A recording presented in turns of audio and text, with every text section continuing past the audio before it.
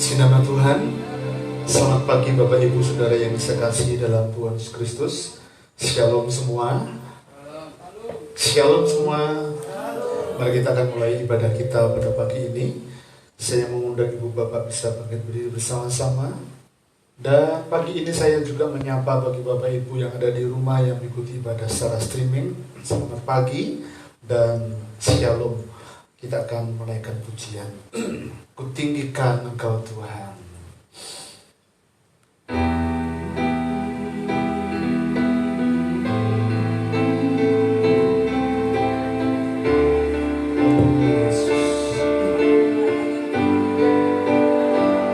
Kutinggikan Engkau Tuhan, melebihi segalanya,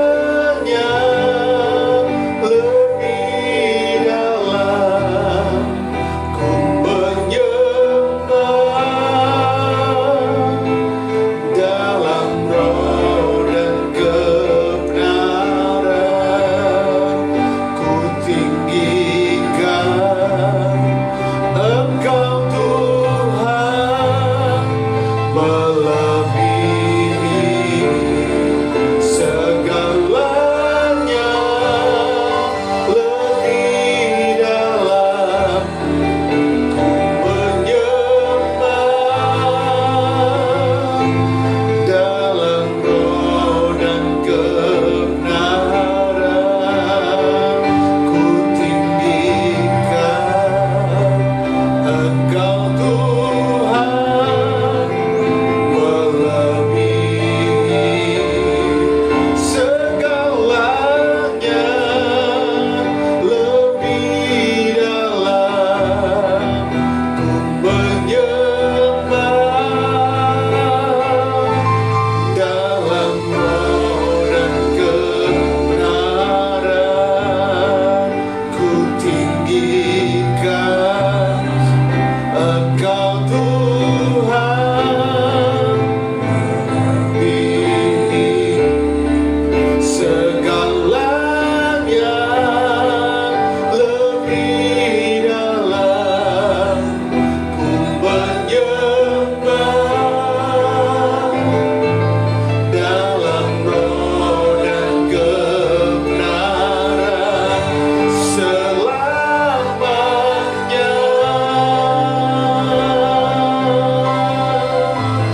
Dalam roh dan kebenaran, dalam roh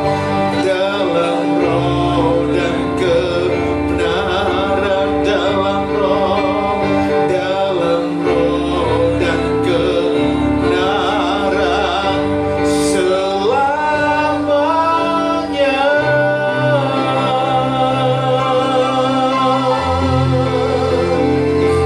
Haleluya, haleluya, haleluya. Kami datang kepadamu ya Bapa yang mengasihi kehidupan kami. Kami membawa sebuah pengakuan. Kami mengakui bahwa sesungguhnya pertolongan atas ibadah kami datangnya dari Bapa. Dialah pencipta langit dan bumi dan segala isinya. Dialah Tuhan Yesus Kristus, Allah yang setia, Allah yang mulia, Allah yang ajaib, Allah yang luar biasa. Turunlah berkat sukacita, berkat damai sejahtera dilimpahkan dalam kehidupan kita semua. Saat kita datang beribadah dalam ibadah yang diberkati oleh Tuhan. Di dalam berkat nama Tuhan kami berdoa bersyukur. Haleluya, amin. Silakan duduk Ibu Bapak yang saya kasihi dalam Tuhan Yesus Kristus. Alkitab menjawab dari Kejadian pasal 4 ayat 1 sampai dengan ayat yang ke-7. Demikian firman Tuhan. Kemudian manusia itu bersetubuh dengan Hawa istrinya, dan mengandunglah perempuan itu, lalu melahirkan Kain. Maka kata perempuan itu, aku telah mendapat seorang anak laki-laki dengan pertolongan Tuhan. Selanjutnya dilahirkannya lah Habil, adik Kain, dan Habil menjadi gembala kambing domba, Kain menjadi petani. Setelah beberapa waktu lamanya, maka Kain mempersembahkan sebagian dari hasil tanah itu kepada Tuhan sebagai korban persembahan. Habel juga mempersembahkan korban persembahan dari anak sulung kambing dombanya, yakni lemak-lemaknya. Maka Tuhan mengindahkan Habel dan korban persembahannya itu. Tetapi Kain dan korban persembahannya tidak diindahkannya. Lalu hati Kain menjadi sangat panas dan mukanya muram. Firman Tuhan kepada Kain, "Mengapa hatimu panas dan mukamu muram? Apakah mukamu tidak akan berseri jika engkau berbuat baik? Tetapi jika engkau tidak berbuat baik, dosa sudah mengintip di depan pintu. Ia sangat menggoda engkau, tetapi engkau harus berkuasa atasnya." Amin. Selamat beribadah. Tuhan berkati kita semuanya.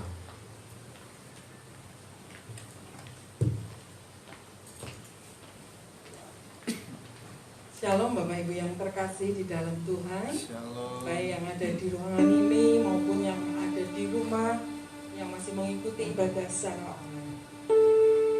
Tuhan kita adalah Tuhan yang penuh dengan kasih setia dan rahmat. Meskipun kadang-kala kita merasa bahwa hidup kita tidak berarti karena kesusahan yang begitu banyak menimpa hidup kita. Tapi satu hal yang kita harus yakinkan di dalam diri kita, bahwa bagi Tuhan kita ini istimewa. Amen. Kita ini sungguh-sungguh diperhatikan. Kalau kita sejalan dengan Tuhan, kita semeleh dan pasrah dengan Tuhan, kita akan melihat pertolongan Tuhan itu datang tepat pada waktunya. Karena firman Tuhan adalah ya dan amin. Dia adalah Allah yang setia, setia dengan firman-Nya, setia dengan janji-Nya. Dialah yang bisa dipercaya. Karena kita itu istimewa di hadapan Tuhan. Berkat kemurahan,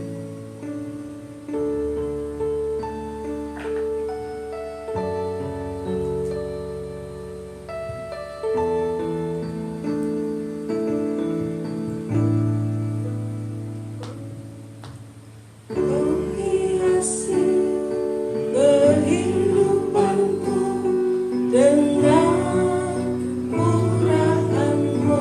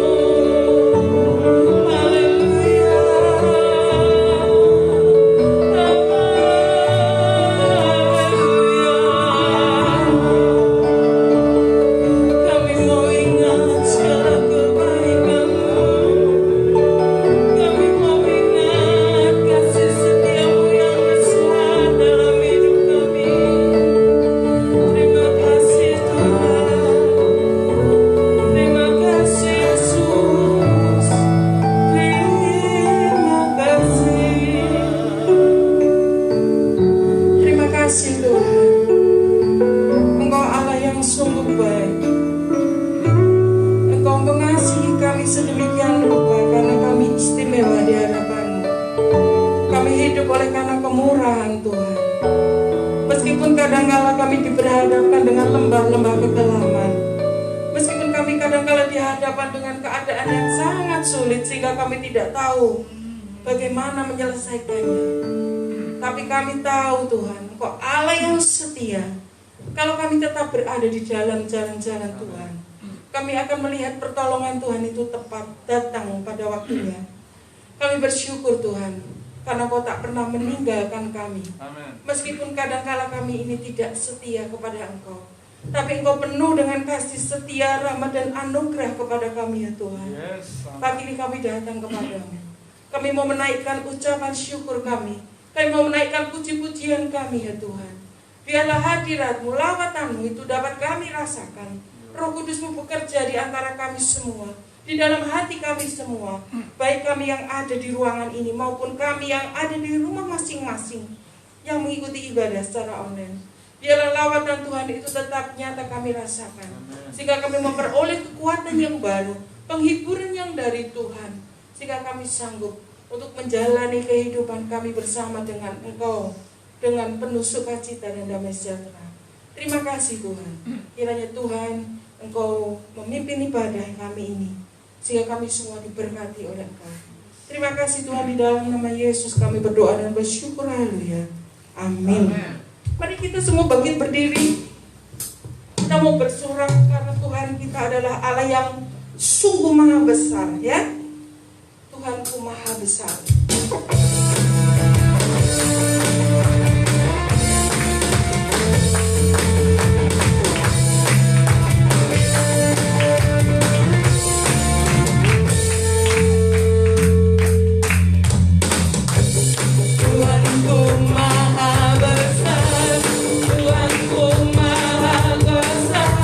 Raja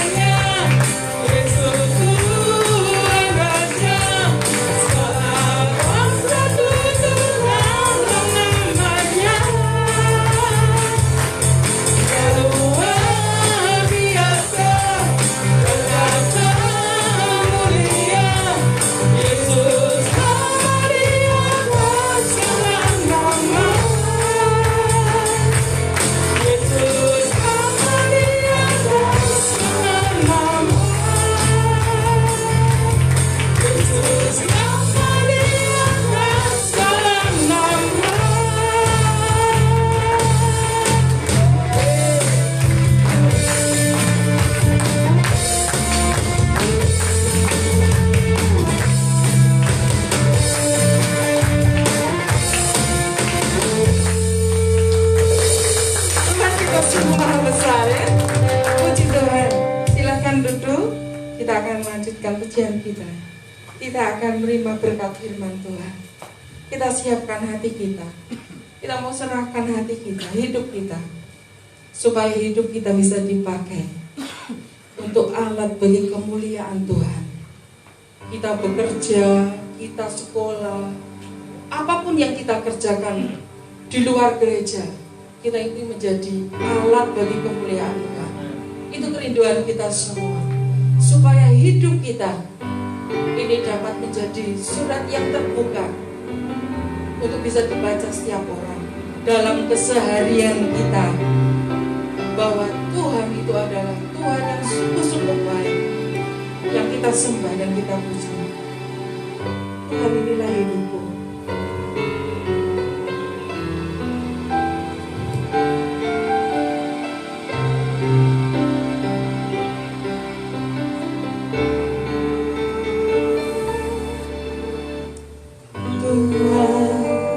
Inilah hidupku, ku serahkan padamu.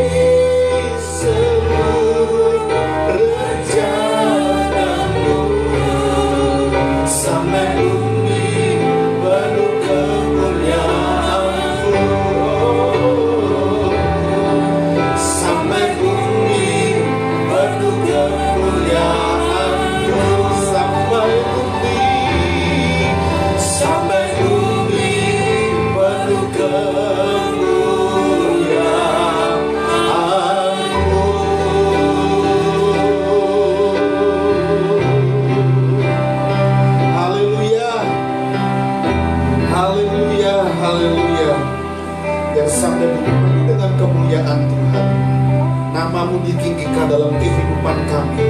Nama-Mu dimuliakan dalam kehidupan kami. Terima kasih untuk kehadiran Tuhan yang boleh melawat kami pagi ini Tuhan. Baik kami yang ada di rumah ibadah ini ataupun kami semua yang mengikuti ibadah secara streaming dari rumah kami masing-masing. Kami berdoa biarlah Tuhan yang menolong kami, memberkati kami, persekutuan kami dengan Tuhan. Lebih dari itu kami memohon pengurapan yang baru atas kehidupan kami semua. Kami menyiapkan hati kami, pikiran kami, pendengaran kami buat apa yang Tuhan akan sampaikan kepada kami semua. Kami siap untuk menjadi pendengar, bahkan kami siap untuk menjadi pelaku kebenaran firman Tuhan yang adalah pesan yang akan menguatkan kehidupan kami, menghibur, meneguhkan kami, mengajar kehidupan kami, supaya hidup iman percaya kami semakin kuat, semakin tangguh menghadapi situasi yang tidak menentu hari-hari ini. Terima kasih Bapak, Engkau jawaban atas kehidupan kami. Kami bersyukur berdoa demi nama Tuhan Yesus Kristus kami berdoa. Haleluya, amin. Puji nama Tuhan. Shalom ibu bapak yang saya kasih dalam Tuhan Yesus Kristus. Shalom semuanya. Haleluya, senang sekali bisa berjumpa kembali pada pagi ini. Ya, setelah kita menjalani PPKM dan kita beribadah di rumah kita masing-masing, kita rindu bersama-sama untuk mengikuti ibadah seperti yang kita lakukan tiap hari Minggu di ibadah kita bersama-sama. Nah, Bapak Ibu Saudara yang dikasihi Tuhan, berdoalah supaya September yang akan datang kita boleh dengan leluasa karena pemerintah telah memberikan kelonggaran dengan bebas untuk kita beribadah. Karena September besok kita ada yang istimewa. Minggu kedua kita akan merayakan ulang tahun RBC yang pertama, ya. Panitia telah bekerja keras dan menyiapkan segala sesuatunya sehingga acara ulang tahun yang pertama untuk RBC boleh berlangsung dengan berkat Tuhan yang melimpah. Amin. Nah, Bapak Ibu Saudara yang dikasihi Tuhan, mari kita siapkan diri dan hati kita untuk kita diberkati oleh Tuhan. Siapa pagi ini yang siap diberkati Tuhan? Bisa lambaikan tangan. Dan pembicaraan dengan sesama diakhiri karena waktunya hari ini, pagi ini untuk kita bersama-sama menyiapkan diri. Tuhan berbicara kepada kita. Oke, Bapak Ibu yang dikasihi Tuhan, pagi ini kita akan belajar bersama-sama melanjutkan seri khotbah di bukit. Pagi ini kita sudah sampai seri khotbah di bukit yang ke-14. Judul khotbah saya pagi ini adalah persembahan yang benar kepada Allah. Ya, persembahan yang benar kepada Allah. Mari kita ucapkan bersama-sama 1, 2, 3. Ya, belum kompak. Satu lagi, sekali lagi ya, yang keras, yang semangat gitu ya. 2, 3. Wow, persembahan yang benar kepada Allah. Mari kita lebih dahulu lihat teksnya dari Matius pasal yang kelima ayat 23 sampai dengan ayat yang ke-26. Demikian firman Tuhan.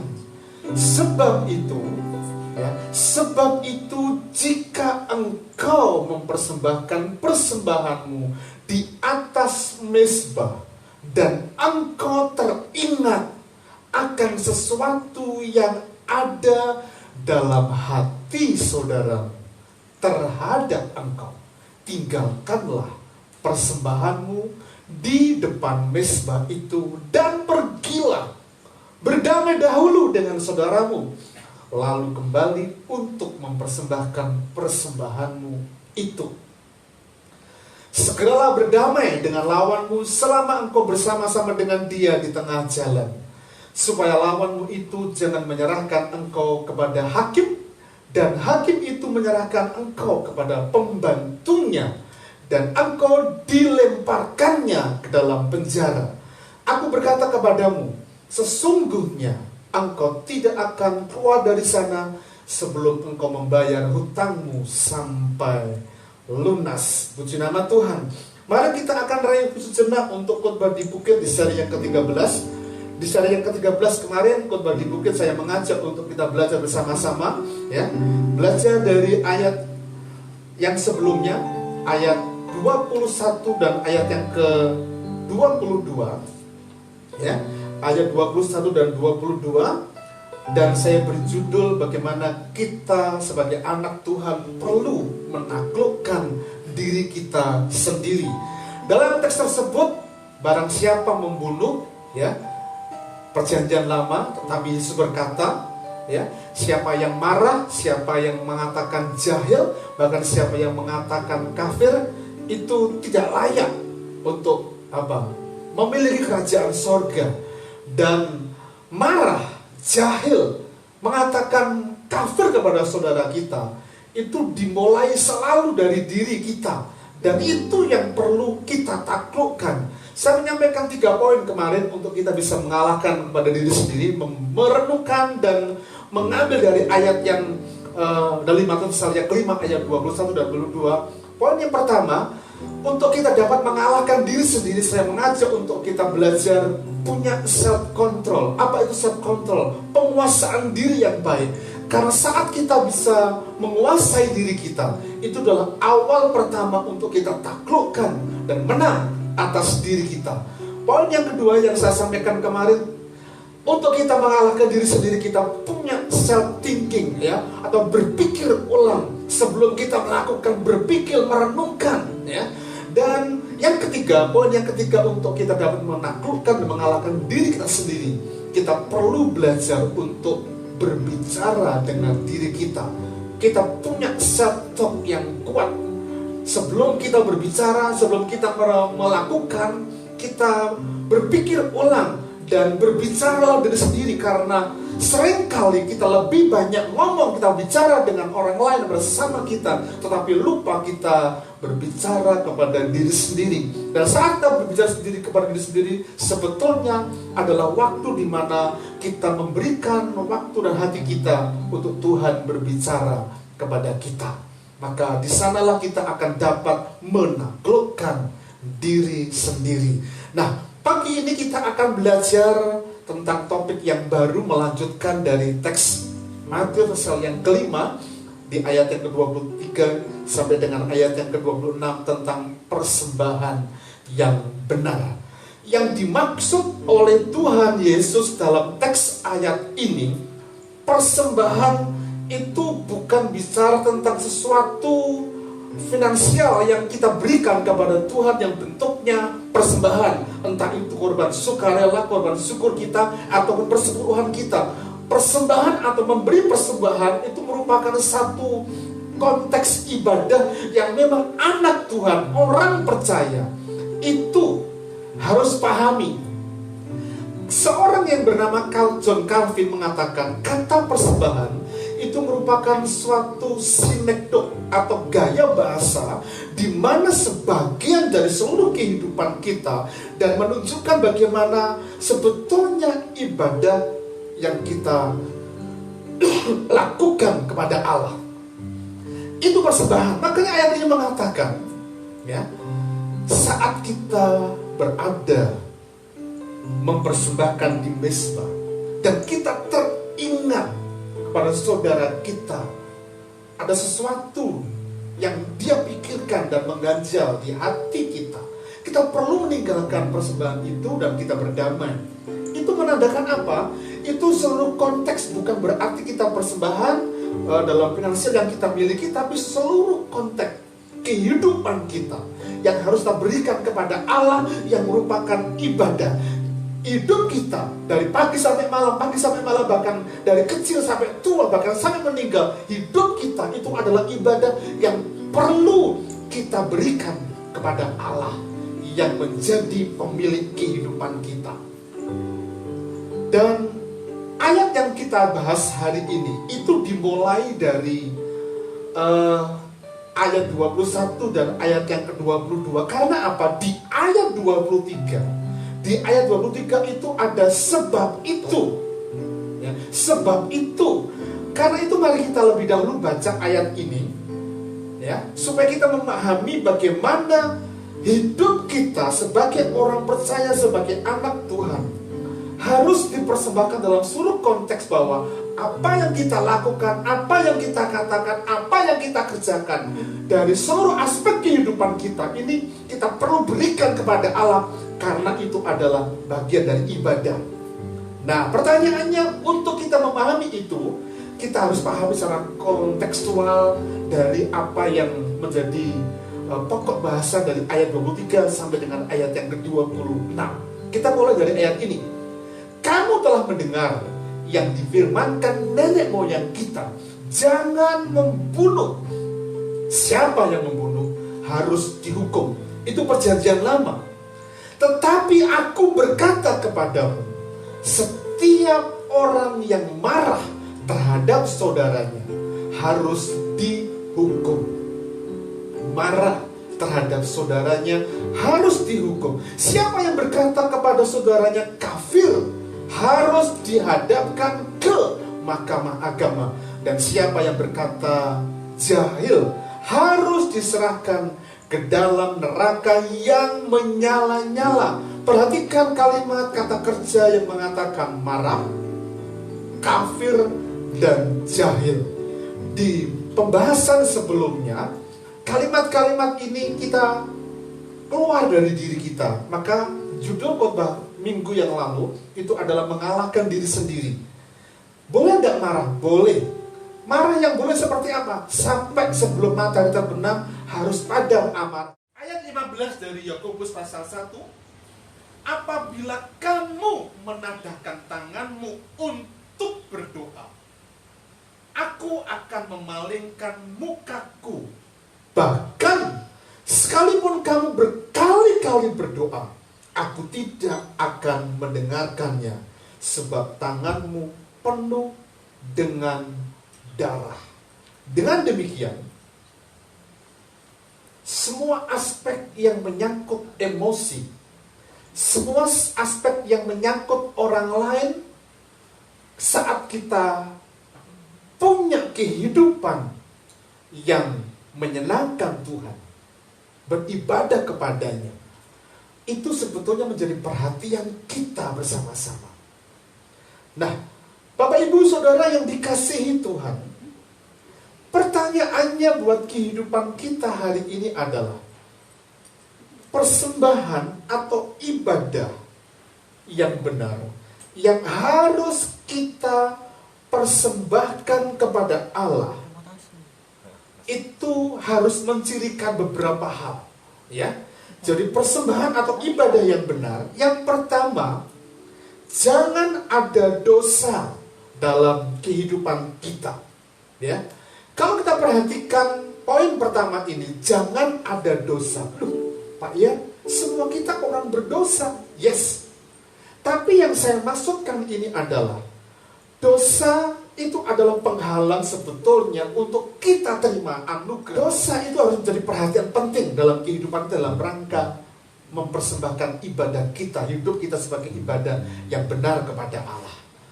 Ayat 23 mengatakan, sebab itu, ya, ayat 23. Jadi poin yang pertama, persembahan atau ibadah yang benar, jangan ada dosa dalam kehidupan kita. Ya, jangan ada dosa. Mari kita baca ayatnya. Sebab itu jika engkau mempersembahkan persembahanmu di atas mezbah, dan engkau teringat akan sesuatu yang ada dalam hati saudaramu terhadap engkau. Sekalipun ayat ini mengatakan engkau teringat akan sesuatu apa yang ada dalam hati saudaramu terhadap engkau, mungkin kita punya pengertian berarti saudara kita yang salah. Tapi kalau kita yang sadar bahwa kita harus mempersembahkan persembahan kita, hidupnya sebagai persembahan yang berkenan kepada Allah, maka kita perlu telah baik-baik. Itu sebetulnya kesalahan. Dalam konflik mungkin ada perselisihan bisa jadi, tapi yang jelas kita perlu bertanya, dosa yang seperti apa? Ya.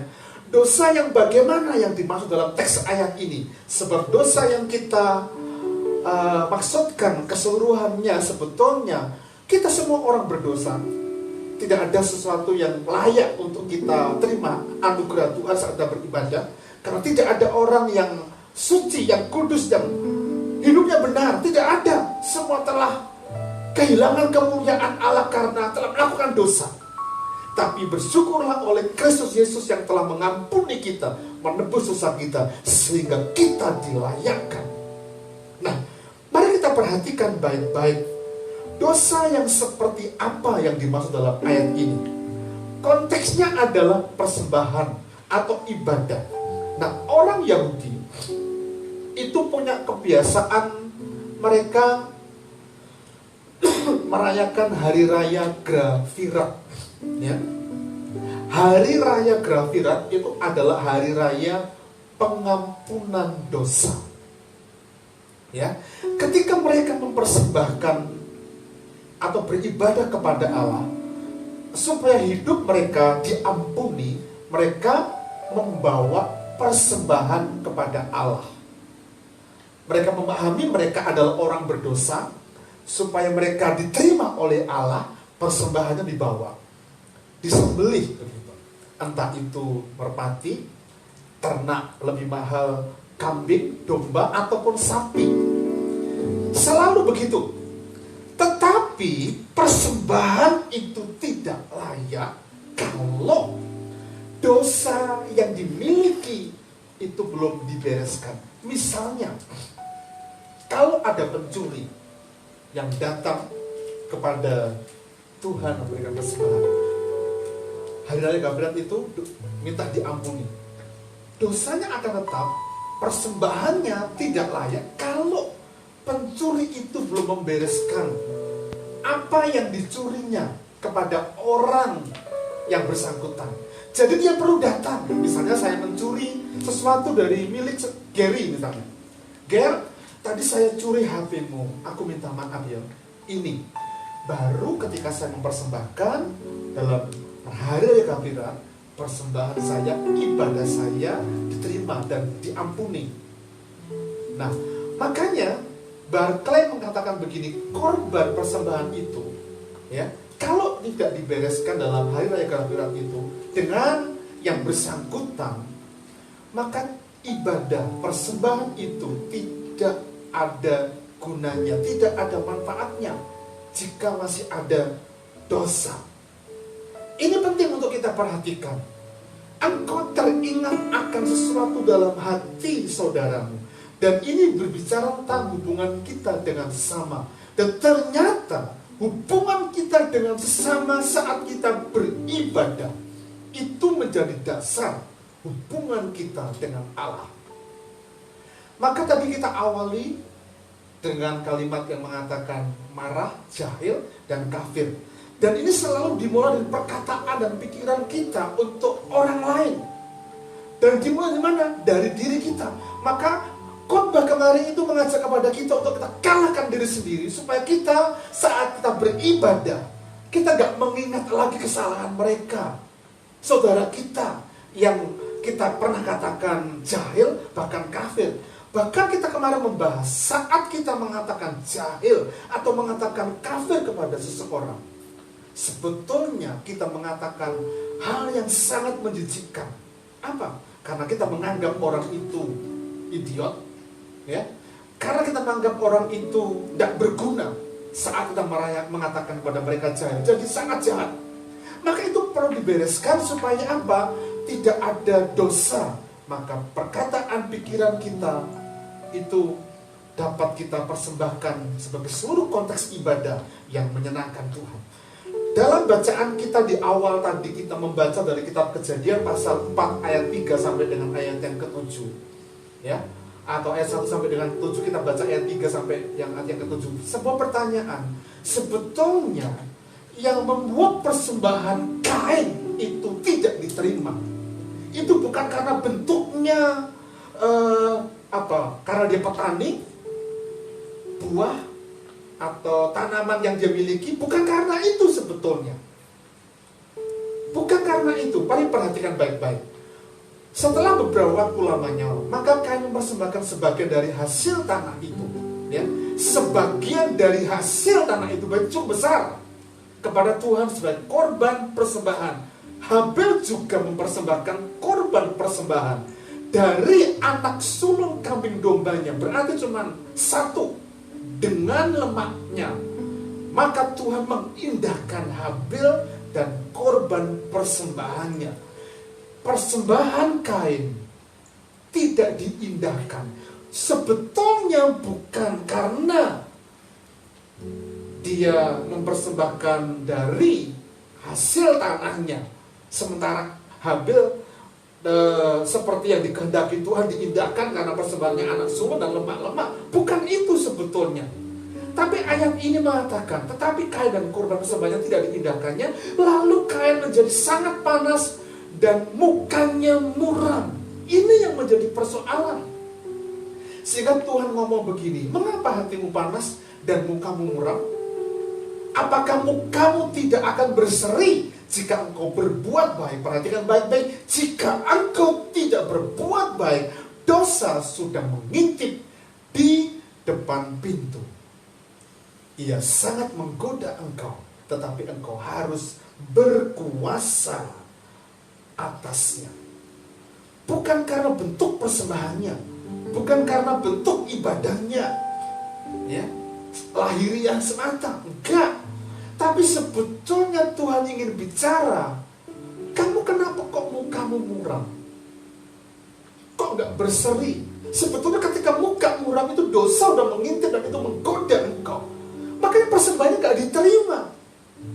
Tapi kita mengajar anak-anak sekolah minggu dulu, kita maksud saya, gambarnya itu kalau Habil persembahannya apinya itu asapnya bengkong-bengkong sampai ke surga, sampai ke langit begitu. Kalau buat nggak ada asapnya. Bukan itu sebetulnya. Tapi itu menolong anak gitu ya, supaya kita memahami itu. Termasuk saya juga mendapatkan itu dan saya ajarkan itu kepada anak-anak. Padahal bukan itu, tapi karena adalah aspek kemarahan, aspek muka muram dan dosa itu sudah mengintip. Jadi itu sebetulnya yang dimaksud saat kita punya persekutuan dengan Tuhan dan ada dosa yang belum kita bereskan, baik itu kepada suami kita, istri kita, sesama kita, atau bahkan dalam komunitas, atau bahkan pada orang lain sekalipun, itu tidak akan pernah jadi sebuah hal yang menyenangkan Tuhan. Karena itu mari kita bertanya di hidup kita hari ini, sudahkah hidup kita sungguh-sungguh memperkenan hati Allah? Ibadah kita, ibadah itu bukan hanya pemberian semata-mata, lahiriah semata-mata, tapi menyangkut dari keseluruhan aspek kehidupan kita. Bersyukurlah karena dosa kita telah diampuni oleh Kristus. Saat kita hari kemarin, apa yang kita lakukan hari ini yang akan datang menjadi tanggung jawab Kristus. Tapi dalam rangka kita menghidupi kebenaran dan kekesanan kita, mari kita belajar untuk tidak ada dosa, terutama dosa-dosa yang seringkali menjadi penghalang untuk kita datang kepada Tuhan dan terima anugerahnya.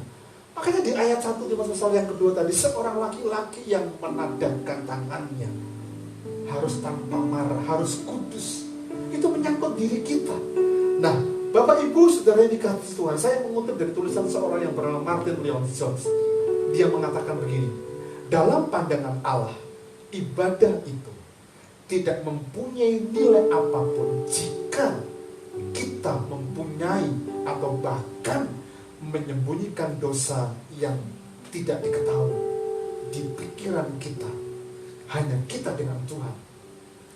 Karena itu mari kita datang dengan suruh hidup yang minta pengampunan kepada Tuhan, mengaku kepada Kristus.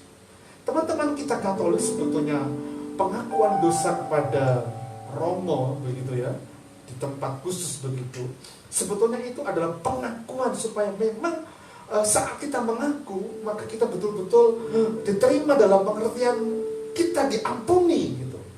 Jadi saat kita beribadah harus beres dalam diri kita, selalu minta pengakuan, pengampunan dosa kepada Tuhan. Dalam gereja-gereja ortodok selalu ada liturgi pengampunan dosa ya, ada liturgi. Supaya apa? Sebetulnya itu mengingatkan supaya ibadah yang kita lakukan di hari Minggu dan seluruh aspek kehidupan kita di luar hari Minggu yang adalah ibadah harus menjadi sebuah pemberian yang berkenan kepada Allah. Kalau kita memahami bahwa seluruh kehidupan kita yang kita miliki itu adalah ibadah. Yang kedua, persembahan atau ibadah yang benar di hadapan Allah adalah jangan ada perselisihan dengan sesama. Jangan ada perselisihan dengan sesama. Ayatnya masih sama, ya. Engkau teringat akan sesuatu yang ada dalam hati saudaramu. Apa yang menjadi nasihat firman Tuhan tentang perselisihan? Perselisihan itu terjadi karena penyebabnya adalah perbedaan yang tajam, ya. Perbedaan apa? Perbedaan macam-macam. Termasuk kita dahulu ada perbedaan prinsip yang sedang dimainkan dalam politik gereja, sehingga kita memilih untuk bikin komunitas.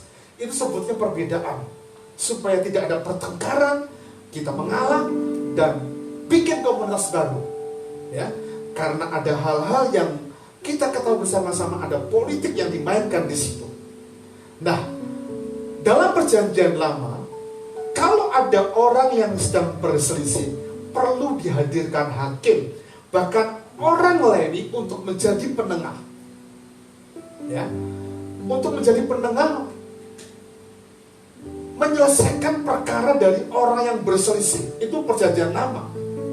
Tapi dalam perjanjian baru, sebetulnya Tuhan sedang ngomong gini kepada kita. Karena perjanjian baru itu menjadi awal sebuah perjanjian yang memang sebetulnya semuanya harus mengikuti apa kata Tuhan.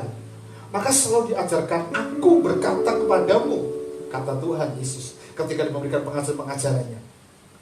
Dan ketika menjadi manusia baru, sebetulnya perselisihan dalam hidup kita itu adalah bentuk dari keduniawian, kedagingan yang seringkali dulu sebelum kita kenal Kristus itu kita lakukan.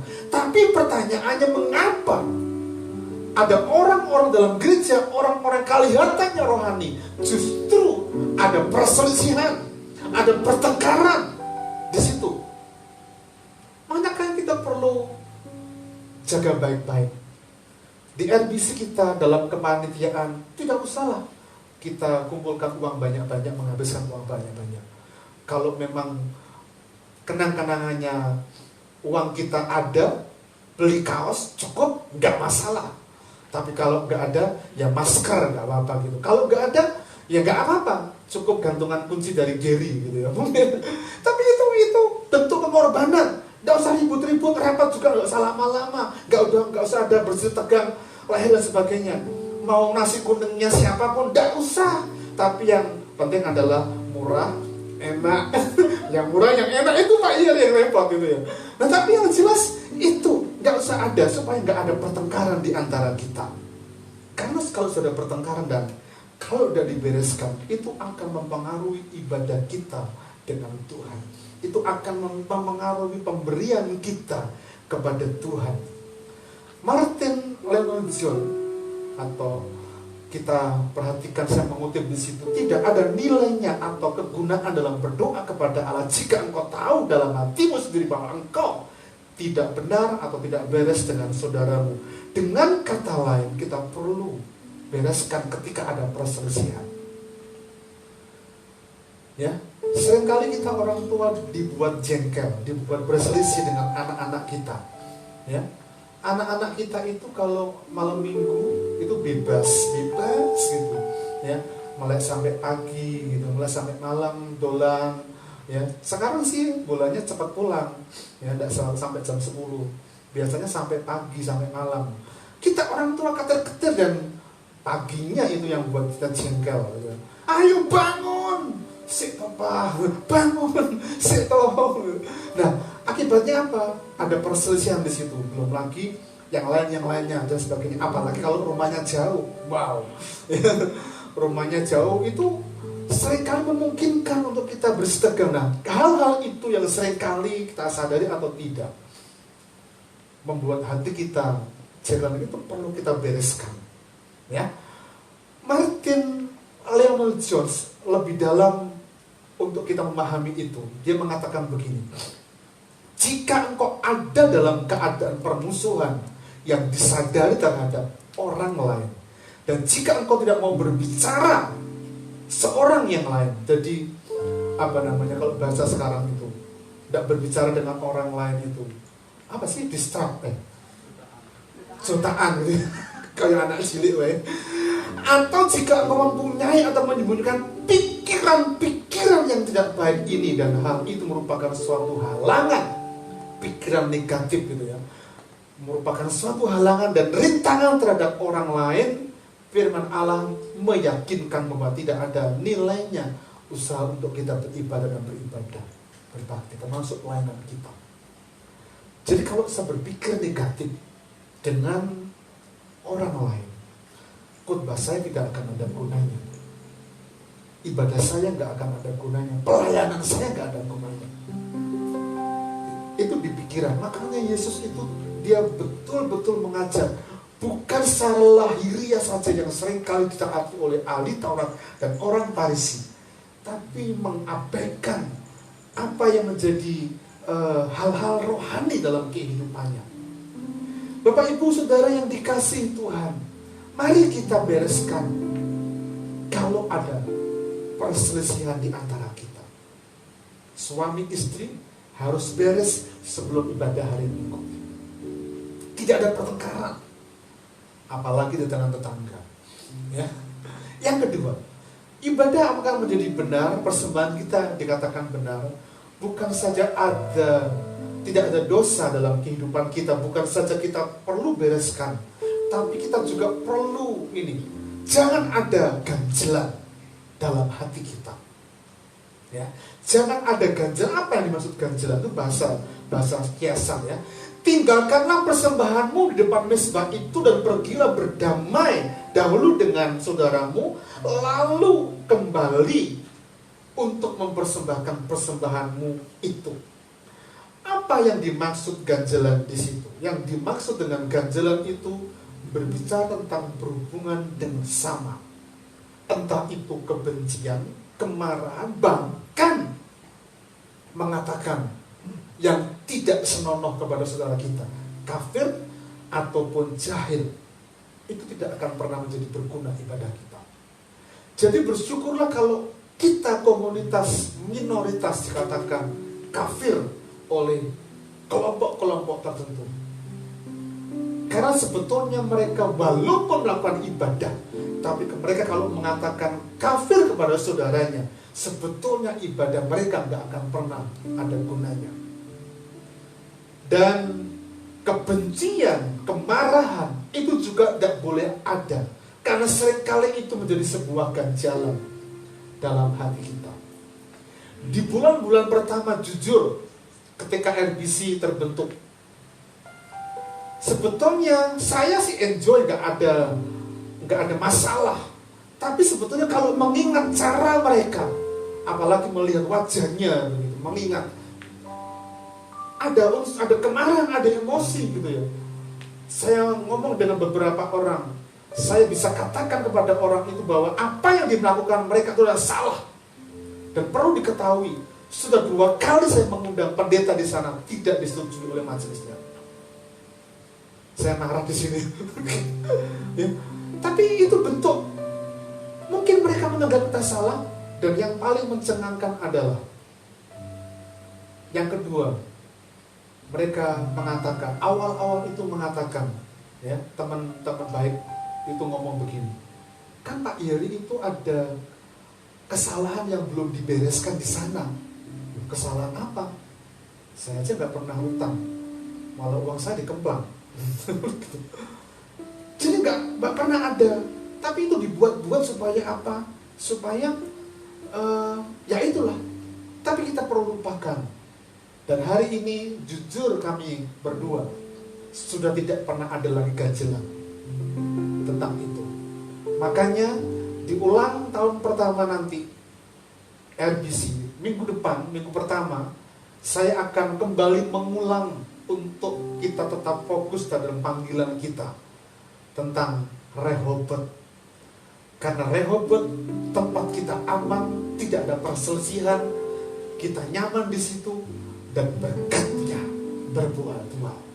Amin. Berkatnya berbuah-buah. Karena itu pagi ini biarlah dalam hubungan kita dengan siapa saja, dengan orang tua, dengan rekan bisnis kita. Jangan pernah ada ganjelan. Seringkali ini kita remehkan, dan ganjelan itu sesuatu yang tidak boleh kita remehkan. Sekalipun itu untuk menentukan besar kecilnya kesalahan, tidak boleh kita remehkan. Hal kecil, tapi itu nggak akan harus kita anggap, nggak boleh dianggap sepele, nggak boleh dianggap remeh. Karena itu mempengaruhi hubungan kita dengan Bapa kita di sorga. Seorang yang bernama John Calvin mengatakan begini: jika ibadah atau kebaktian yang dilakukan manusia kepada Allah dikotori dan dirusak oleh kebencian, kemarahan, kesebalan, ketidaksenangan, ini menyebabkan kita bisa menyimpulkan bagaimana ia menjadi persetujuan atau persesuaian satu sama lain di antara kita. Dengan kata lain, kebencian, kemarahan, kesebalan yang mengganjal di hidup kita, kalau kita biarkan, ibadah, pemberian kita tidak akan berguna. Saat kita ibadah seperti ini mungkin kita bisa membereskan ganjelan itu. Tapi ibadah pemberian kepada Allah bukan hari Minggu. Pelayanan kita bukan hari Minggu, tapi seluruh aktivitas kita dari Senin sampai Senin lagi, dari pagi sampai malam. Kita ketemu dengan banyak orang. Kita ketemu dengan orang yang menjengkelkan. Kita bertemu dengan orang di jalan yang seringkali menjengkelkan kita. Kita seringkali dibuat jengkel kalau kita belajar dan ada dosen-dosen yang rada nyeleneh gitu. Kita mungkin dibuat jengkel oleh karyawan kita, karyawati kita. Bahkan kita seringkali membuat jengkel orang lain. Karena itu mari kita bereskan. Tidak boleh ada ganjelan. Supaya apa? Ibadah kita. Ingat, bukan hanya hari Minggu, tapi seluruh aspek kehidupan kita harus kita ketahui konteks keseluruhan secara holistik adalah ibadah. Pemberian kepada Allah yang berkenan adalah selalu kita bereskan, dan jangan ada lagi ganjelan apapun perselisihan. Yang keempat, yang terakhir, ibadah kita, ya, kita sebelumnya keempat, saya tertarik dengan bahasan saya lupa. Barclay mengatakan begini: pada waktu berhubungan pribadi rusak, dalam 9 dari 10 kasus tindakan langsung atau segera akan memperbaikinya. Jadi kalau kita nggak memperbaikinya, tetapi jika tidak langsung segera itu dan tidak lagi dilakukan, hubungan itu akan terus memburuk dan kepahitan akan menyebar, makin lama makin meluas. Ukurannya, ini menurut William Barclay, seorang penulis yang memang sudah meneliti sedemikian rupa, dalam 9 dari 10 kasus, kalau kita nggak segera bereskan, akan menjadi sebuah kepahitan dan buruk, dan itu berpengaruh bukan hanya hubungan kita dengan Tuhan, tapi hubungan kita dengan sesama. Kita antipati dengan orang lain, bahkan kita antipati dengan suami dan istri kita. Karena apa? Hati kita pahit, hidup kita pahit, belum kita bereskan, semuanya akan jadi salah. Oleh karena apa? Kita gak pernah bereskan hidup kita. Ini penting kita perlu perhatikan. Yang keempat dan yang terakhir, persembahan atau ibadah yang benar adalah, mari kita belajar untuk berdamai dengan semua orang, dengan siapa saja, ya. Mari kita baca ayatnya. Segeralah berdamai dengan lawanmu selama engkau bersama-sama dengan dia di tengah jalan, supaya lawanmu itu jangan menyerahkan engkau kepada hakim, dan hakim itu menyerahkan engkau kepada pembantunya, dan engkau dilemparkan ke dalam penjara. Aku berkata kepadamu, sesungguhnya engkau tidak akan keluar dari sana sebelum engkau membayar hutangmu sampai lunas. Yesus memberikan 2 perumpamaan dalam cerita ayat 23 sampai 26 ini. 23 dan 24, ya, itu tadi digambarkan ada hari raya Grafira tentang pengampunan. Itu bentuk ibadah. Tapi dalam konteks ini, itu dalam konteks ibadah yang menekankan dalam ayat 25-20, menekankan sebetulnya ibadah yang berkenan kalau betul-betul belum dibereskan dan perlu berdamai. Kebiasaan orang Yahudi zaman itu, ya, mereka punya kebiasaan seperti ini. Jadi kalau ada pertengkaran di antara dua orang yang ingin diselesaikan, itu mereka diundang dan mereka berjalan bersama-sama. Sebelum sampai ke pengadilan, nasihatnya adalah bereskan lebih dahulu. Bereskan, berdamai. Supaya apa? Supaya ketika di pengadilan kita kedapatan salah, kita nanti akan mendapatkan celaka, masuk penjara, masuk penghukuman. Nah, tapi kalau di jalan sementara kita menuju ke pengadilan sudah berdamai, artinya tidak pernah akan ada lagi kesalahan yang kita akan tanggung akibatnya penjara tadi. Tidak akan pernah ada, karena apa? Sudah dibereskan. Nah, apa yang dimaksud berdamai tadi saya jelaskan. Dalam hukum Yahudi seperti itu. Ada istilah huporetes atau praktor. Huporetes itu dipakai oleh Matius dan praktor itu dipakai oleh Lukas. Ya, untuk apa? Mengawasi apakah orang yang terbukti salah tersebut sudah membayar denda atau belum. Jadi ketika dua orang ini berjalan dan belum ada perdamaian sampai di pengadilan itu dan ditentukan salah satu mereka yang bersalah, mereka harus bayar denda. Salah satu yang bersalah harus bayar denda kepada orang yang bersalah itu. Karena hukum melakukan itu, kesalahan apa saja selalu ada dendanya, ada angkanya begitu. Nah, ketika masukkan dalam penjara, praktor dan juga huporetes itu yang mengawasi. Jika orang itu belum bayar denda, huporetes ini atau praktor ini dapat memasukkan orang ini ke dalam penjara. Makanya ayat ini kan tadi mengatakan, sebelum ia menyerahkan engkau kepada pembantunya dan engkau dilemparkannya ke dalam penjara, apa? Bereskan dulu, berdamai dulu. Nah, ternyata dalam ibadah kita pun juga demikian. Kalau kita ada damai, ada shalom di antara kita, maka kita akan menikmati berkat itu dicurahkan dalam kehidupan kita. Kalau ada damai dan kerukunan dalam rumah tangga kita, dalam komunitas kita, berkat itu akan disokin buat kehidupan kita. Saya meyakini awal-awal ketika pandemi ini mulai berlangsung, saya terus berdoa supaya progres ke depan jemaat RBC tetap bisa diberkati oleh Tuhan. Dan tidak ada satu orang pun yang saya amati dalam keluarga RBC kekurangan sampai kemudian meminta bantuan dan sebagainya. Tidak ada. Justru saya mendapati beberapa dari kita panen berkat. Artinya apa? Berkat berbuah-buah. Karena apa? Kita menginginkan damai. Kita menginginkan komunitas yang apa? Sejuk, rukun di dalamnya, sehingga berkat Allah itu nyata dalam kehidupan kita.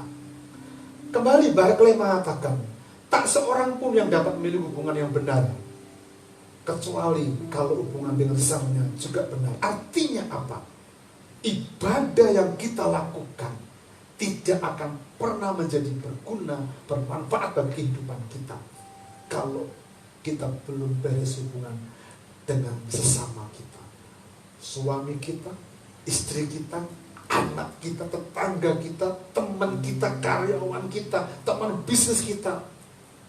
Harus ada damai, ada shalom di antara kita dengan mereka. Dan itu bicara tentang apa? Hubungan kita dengan sesama ternyata menjadi wakil yang mewakili hubungan kita dengan Tuhan. Dan sudah dipastikan kalau hubungan kita dengan sesama kita beres, karena hati kita beres, hidup kita beres, kita dapat menaklukkan diri kita sendiri, maka ibadah kita akan menjadi ibadah yang benar dan menyenangkan Tuhan. Bapak Ibu Saudara yang dikasihi Tuhan, di warta jemaat yang dibagikan oleh Saudari Santika di grup kita, ada seorang yang bernama Elena Frings. Dia punya sakit dan dokter memvonis karena hatinya itu, livernya itu tidak berfungsi dengan baik. Dia masih muda, 20 tahun usianya. Dokter mengatakan hidupmu hanya tinggal 6 bulan saja. Dia katakan begitu. Tapi dia gak bingung, dia gak susah, dia gak khawatir dengan hidupnya walaupun 6 bulan kata dokter. Tetapi 6 bulan itu digunakan dengan baik. Untuk apa? Dia lupakan tempat tinggalnya. Dia mulai melihat orang-orang yang ada di pinggir jalan yang tinggal di tempat pertemuan yang kumuh-kumuh. Dan dia lakukan sesuatu untuk membantu mereka. Membantu mereka. Justru di usia yang ke bulan-bulan yang memasuki ke 6 bulan sebelum itu, dia ketemu dengan seorang dokter. Dokter itu juga punya hati yang sama, pengasihi jiwa-jiwa. Cuman yang menjadi persoalan adalah dokter itu di seluruh hidupnya, tapi Frings ini di sisa hidupnya yang dokter mengatakan tinggal 6 bulan lagi. Dia lakukan itu. Sampai dia ketemu dokter, akhirnya ditolong oleh Tuhan. Dan dokter ini bisa mengoperasi livernya. Dan Elena Frings jadi sembuh. Dan hari itu dia bersyukur dan seluruh hidupnya dipersembahkan kepada Tuhan. Untuk apa? Untuk mengurusi orang-orang yang miskin. Dia dinobatkan menjadi orang yang hebat karena dia punya hubungan dengan baik dengan sesama. Karena itu pagi ini Bapak Ibu saudara kasih Tuhan, jangan pernah berikan sisa hidup kita kepada Tuhan. Kalau sementara kita masih bisa melayani, mari kita all out melayani. Kalau kita memberi sesuatu kepada Tuhan yang adalah ibadah kita kepada Tuhan, mari kita berikan all out kepada Tuhan. Karena di sana kita akan menikmati sesuatu yang menyenangkan Tuhan. Akibatnya apa? Tuhan gak pernah tinggalkan kita. Tuhan gak membuat kita sendiri. Tuhan akan menolong, menyertai, memampukan. Sebagai kesimpulannya hari ini, mari kita belajar untuk berdamai. Diri sendiri, sesama dan Allah. Itu adalah faktor penting dalam ibadah kita. Amin. Kita datang kepada Tuhan. Bapa, ku persembahkan tubuhku. Bapa, ku persembahkan tubuhku sebagai persembahan yang hidup, kudus, dan yang berkenan padamu, sebagai ibadah yang sejati. Bapa,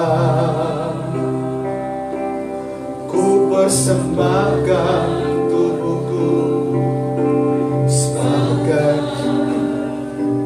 persembahan yang hidup, kudus, dan yang berkenan padamu, sebagai ibadah yang sejati.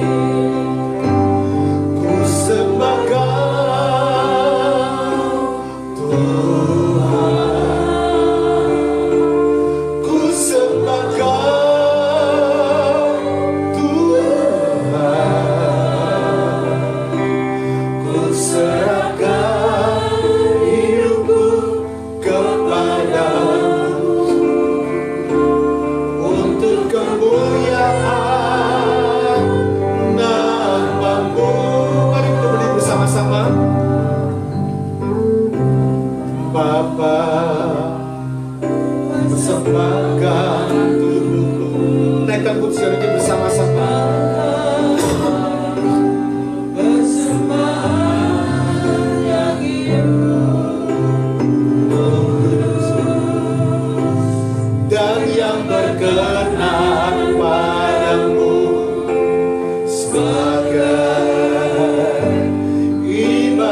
yang sejati. Ku sembah Kau Tuhan, ku sembah Kau Tuhan, ku serahkan hidupku kepadamu untuk kemuliaan nama-Mu. Ku sembah Kau Tuhan, ku sembah Kau Tuhan, ku serahkan hidupku kepadamu untuk kemuliaan nama-Mu. Mari kita ambil waktu teduh kita bersama-sama. Izinkan Tuhan berbicara terus di hidup kita. Seluruh kehidupan kita dari pagi sampai malam, dari lahir sampai kita menutup mata, dari seluruh sisa kehidupan kita hari ini, mari kita belajar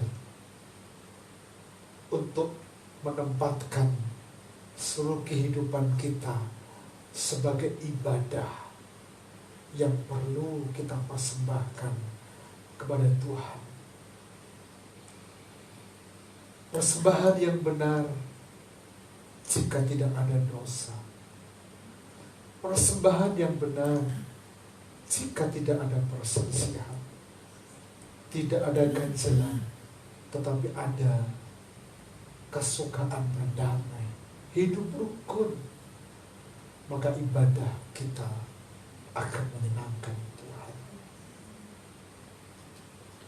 Kalau ada di antara kita yang hari ini mulai teringat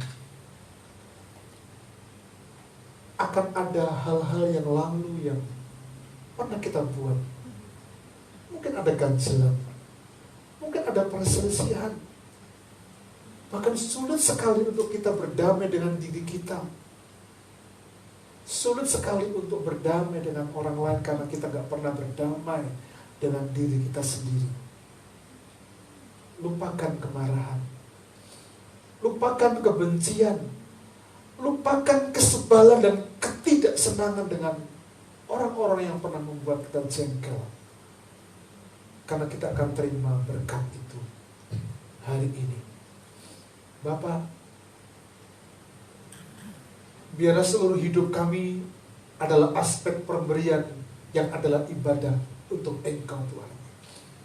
Karena itu tolong Tuhan Yesus, seluruh aspek kehidupan kami Tuhan, dari pagi sampai malam, dari saat kami lahir sampai kami menutup mata, kami mau hidup menyenangkan Tuhan. Kami mau persembahkan sebagai ibadah, pemberian yang menyenangkan Tuhan. Ampuni kami Tuhan kalau kami lupa dan lalai Tuhan. Ampuni kami Tuhan Yesus. Datang kepada Tuhan dan menikmati berkat Tuhan. Di sana ada kedamaian, ada shalom yang dapat kami nikmati. Karena itu mampukan kami Tuhan Yesus. Bila firman-Mu yang memberikan nasihat teguran kepada kami, mengajar untuk kami menjaga hidup kami dengan baik, supaya seluruh komunitas yang kami sedang bangun di RBC ini sungguh-sungguh orientasinya hanya untuk kemuliaan nama Tuhan. Bapak, Tuhan tolong kami. Tuhan Yesus, Tuhan berkati komunitas RBC ini. Berkati kami semua. Berkati seluruh umat Tuhan, jemaat RBC, mereka yang beribadah secara streaming dari rumah mereka masing-masing. Berkati mereka semua. Saat firman Tuhan ditaburkan, kami ingin menjadi pelaku kebenaran Tuhan. Terima kasih Bapak. Tuhan tolong kami, mampukan kami. Demi nama Tuhan kami berdoa bersyukur. Haleluya. Amin. Saya mengundang untuk Ibu Bapak bisa berdiri. Kita akan akhiri ibadah kita pada pagi ini. Bapa di surga, hati kami melimpah dengan ucapan syukur untuk berkat persekutuan kami dengan Tuhan yang telah Engkau nyatakan kepada kami semua. Terima kasih untuk firman Tuhan yang datang kepada kami. Terima kasih untuk seluruh pelayan-pelayan Tuhan yang terlibat melayani Engkau pagi ini. Seluruh pemain musik, WL, singer, untuk petugas multimedia, doorkeeper, hamba Tuhan yang menyampaikan firman Tuhan. Bahkan kami semua umat-Mu, jemaat Tuhan yang memberikan waktu, pemikiran, tenaga untuk kemuliaan Tuhan dalam ibadah kami, baik yang ada di rumah ataupun yang ada di rumah ibadah. Pada pagi ini biar berkat Allah itu menyapa kami semua, melampaui kami semua, dan kami menikmati sukacita ilahi karena kami boleh mendapati bahwa Engkau Allah menyertai, memberikan berkat yang berbuah-buah kepada kami di pekerjaan kami yang kami lakukan, di studi kami, di studi anak-anak kami, bahkan cucu yang Tuhan karuniakan kepada kami. Engkau memberkati mereka semua.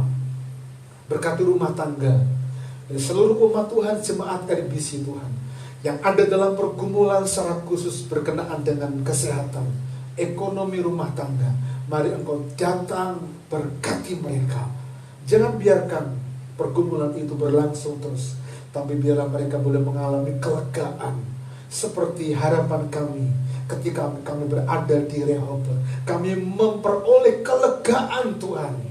Bahkan kami siap untuk terima berkat yang berbuah-buah dinyatakan dalam kehidupan kami, dalam rumah tangga kami, pekerjaan kami, usaha yang kami bangun. Kami merindukan berkat Allah itu nyata di kehidupan kami. Terpujilah Engkau Bapa yang baik, Bapa yang mulia, Bapa yang tidak pernah berubah. Kasih-Mu, kuasa-Mu, kebaikan-Mu dalam kehidupan kami.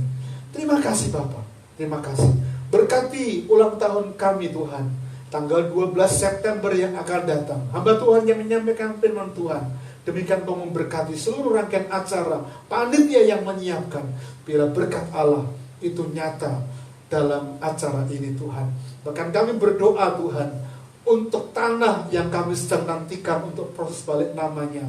Bapa, kami berdoa biarlah PPKM ini tidak menjadi kendala dan alasan untuk pihak notaris mengulur waktu Tuhan.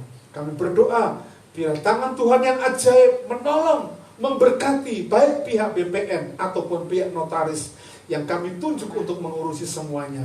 Bahkan kami doakan selesai dari balik nama dari tanah yang kami beli itu Tuhan, untuk proses gambar, perizinan untuk KRK dan sebagainya. Kami doakan semuanya akan dapat kami lakukan dan berjalan dengan baik oleh pertolongan Tuhan, sehingga gereja yang kami impikan, gedung itu akan dapat mulai dibangun. Bapa, Engkau menolong kami semua, memberkati kami semua Tuhan. Terima kasih Tuhan. Sekarang kami akan pulang meninggalkan ibadah, tempat ibadah ini menuju ke rumah kami masing-masing. Dan biar berkat Allah itu menyapa, menaungi kami semua, menyertai kami semua. Bapak Ibu jemaat yang dikasihi Tuhan, angkatlah kedua belah tanganmu kepada Bapa. Engkau yang ada di rumah yang mengikuti ibadah secara streaming, angkatlah kedua belah tanganmu dan menghadap kepada Bapa yang empunya berkat itu. Pulanglah engkau membawa berkat Allah, berkat yang datang dari Bapa dan dari Tuhan Yesus Kristus, dan persekutuan dalam Allah Roh Kudus yang senantiasa mencurahkan berkat berbuah-buah berlimpah-limpah kepada kita semua. Tuhan memberkati engkau dan melindungi engkau. Tuhan menghadapkan wajahnya yang kudus kepadamu dan seraya memberikan berkat sukacita, berkat damai sejahtera dilimpahkan dalam kehidupan kita semua. Engkau akan menjadi kepala dan bukan ekor, dan berkat Allah itu akan terus mengalir dalam kehidupan rumah tanggamu, seperti engkau akan mengalami berkat Tuhan, seperti pohon yang ditanam di tepi aliran air yang akan terus menghasilkan buah. Demikianlah hidupmu diberkati oleh Tuhan. Dalam berkat nama Tuhan Yesus kami berdoa bersyukur. Haleluya. Amin.